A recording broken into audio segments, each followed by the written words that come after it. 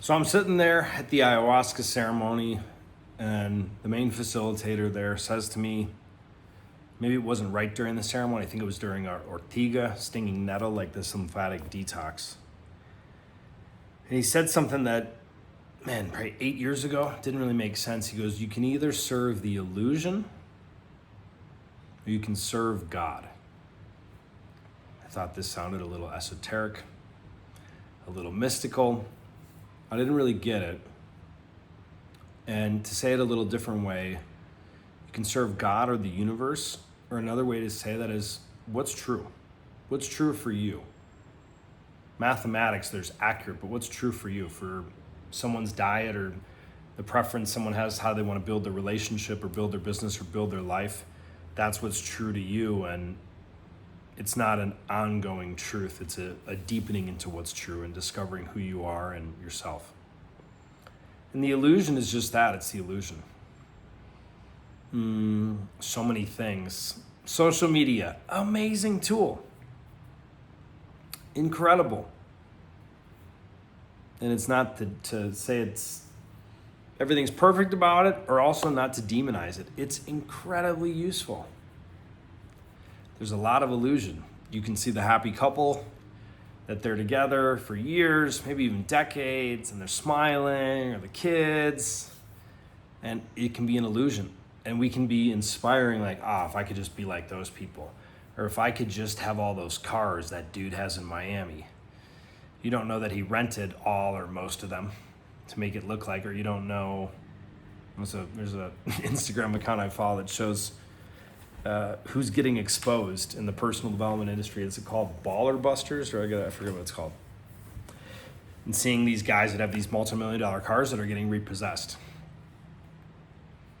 Or renting homes. Maybe you rent a home for an event you're hosting, or your family to spend a weekend in another country, or your soon-to-be family. But so many things in life, we can be serving the illusion. We can be serving what social media tells us. It's not even real, that's bullshit, or what we think things should be. I've seen a lot of things from, like, let's say the red pill movement, that they're accurate. There's a lot of truth to them. And people that worship the red pill movement, they're not aware of it, but they're like drinking out of a toilet with how much bullshit there is in the red pill movement. A lot of that is the illusion or the wounded little boy of what a man should be. I won't say who, but it was funny. I saw something from Jimmy Carr recently, and he was, we'll say, picking on a modern day influencer who has a huge car collection. Many of them do. It doesn't single anyone out in particular. And he was saying, this is what it would be like if you took a 15-year-old boy, and with his hormones and whatever, and what he decided he thought masculinity should be like. And I was like, wow, well said.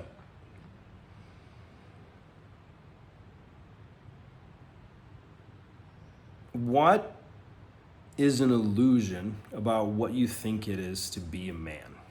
I don't know about you, but growing up, I knew, looking back at probably 8 years old, that my dad was really messed up. My dad cheated on my mom. He had problems with drug addiction, alcohol, cocaine, Oxycontin, all kinds of stuff. Very emotionally, radically unstable guy, being hopped on drugs and driving me home from school, looking back, not knowing. And he was functional, let's say. That, for better or worse, was my example of what it meant to be a man. And it's interesting in life, when we look at people, we can look at them as either an example or as a warning. And for me, my father mostly was a warning of how not to be as a man. He was showing me, this is the illusion. You're angry, you're aggressive, if you want to, influence the situation or have a plan, you belittle, you yell at everyone, you swear, you get into a rage, you can throw things. So I thought, oh yeah, that's tough, that's alpha. It's actually being really, really weak. it's a grown man. It's not to insult my father, who's passed now, God, coming up on 20 years ago. But it's to look at, it's a weakness, not weak in terms of a judgment, but it's like looking at my old man of like, that's a hurt 5-year-old boy that's running the show, except he's a businessman simultaneously and he's able to kind of keep it together. Or we think of, I'm just going to sleep with all these women. If you want to sleep with a bunch of women and you're single, bro, I think you should go for it. I think there's one caveat to tell the women the truth. Hey, I'm sleeping around, I'm finding myself, I will never commit to you. If you tell them that, go for it. Because a lot of us, we can look at like the Hugh Hefners of the world, the Dan Bilzerian, and it's funny, I don't know if you're aware of this. So Dan Bilzerian wrote a book about 3 or 4 years ago. I read it. Pretty interesting book. It's long, like 600 and some pages. And he now talks about how monogamy is a better choice and how he was a former sex addict. But I don't know about you, but I would have looked back and went like, man, this guy's living the life. Or you get one of these girls to be your main wife and she can't sleep with anyone, but then you can have your harem of women. Most of us, especially if we're where we have healthy testosterone, which you should if you're 20, 30, 40, 50. No, you don't need drugs. You could take TRT when you get older, sure, but things are not necessary. More on that for another video. But this guy who's living the amazing, playboy, he could have a wife and 10 girlfriends if he wanted to, is kind of saying like, yeah, I was wrong. This is bullshit. So I invite you to consider whether it's your choices or who you are, who you're becoming as a man.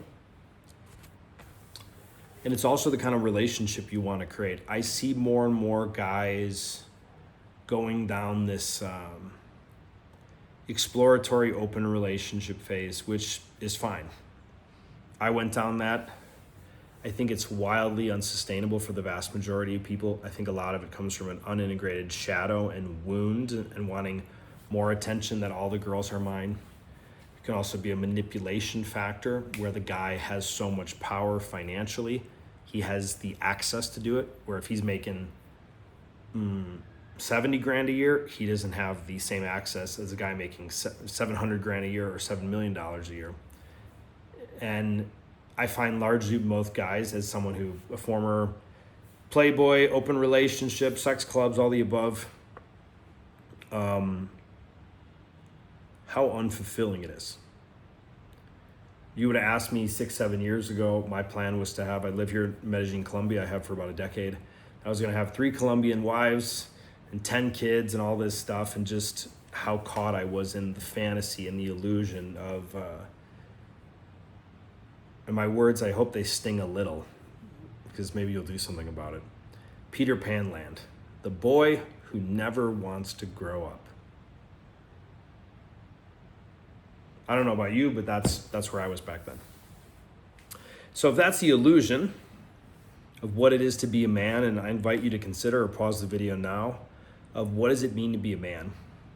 And then what's the illusion of what it means to be a man? What's the illusion of what kind of relationship and family life you want to build?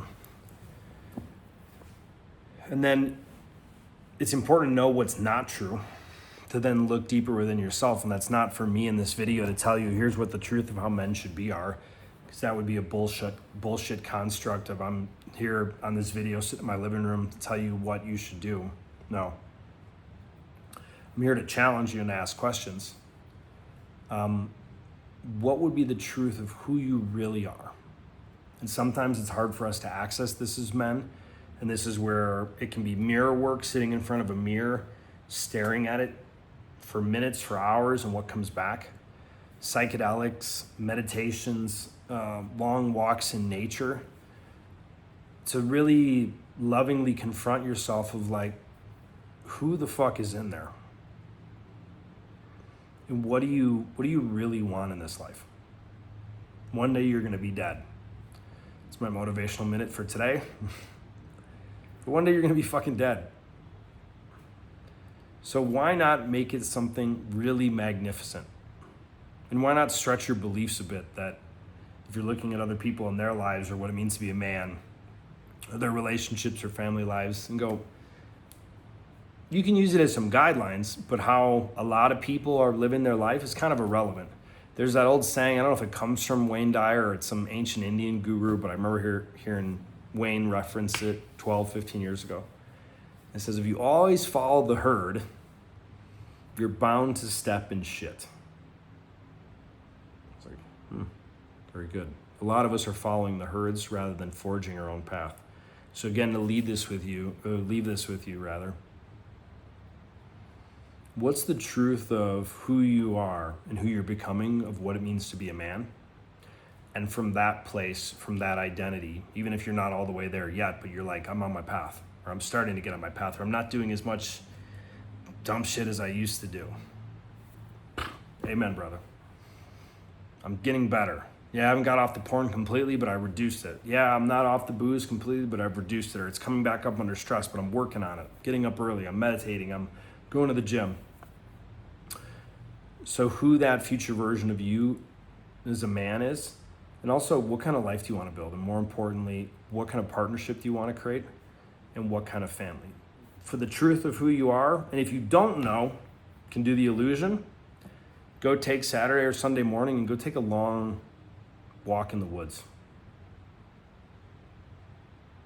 Go find out even more of who's in there and what's ready to come out like a dragon coming out of you. See you soon, gents.